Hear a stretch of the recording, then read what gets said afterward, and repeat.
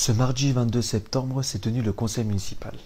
Bien que celui-ci ait été retransmis en direct, nous tenons à travers cette vidéo à vous faire une petite synthèse des décisions que nous avons jugées importantes. En raison du Covid, la mairie a décidé de voter pour la possibilité de faire un emprunt de 2 millions d'euros. Pour d'autre part, en raison de l'endettement déjà considérable de la ville, nous estimons qu'il serait plus judicieux de compenser ce manque par un réajustement des lignes budgétaires plutôt que de faire payer la crise aux contribuables. C'est pourquoi nous nous sommes opposés à cette délibération.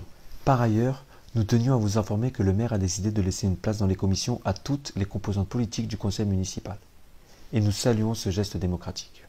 Nos 3 élus siégeront donc dans les commissions permanentes de la ville, à savoir celle du développement durable, de l'environnement et des transports, celle des affaires sociales, la commission jeunesse et sport, la commission des affaires scolaires, périscolaires et de la petite enfance, et la commission de la culture.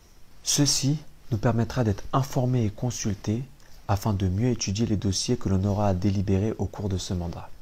Une prime Covid aux agents de la ville ayant assuré la continuité du service public a été soumise au vote, ainsi qu'un dispositif d'aide financière exceptionnelle aux agents de la ville en situation de précarité. Bien sûr, nous avons reçu favorablement ces 2 décisions qui vont dans le sens de nos valeurs de solidarité et d'entraide.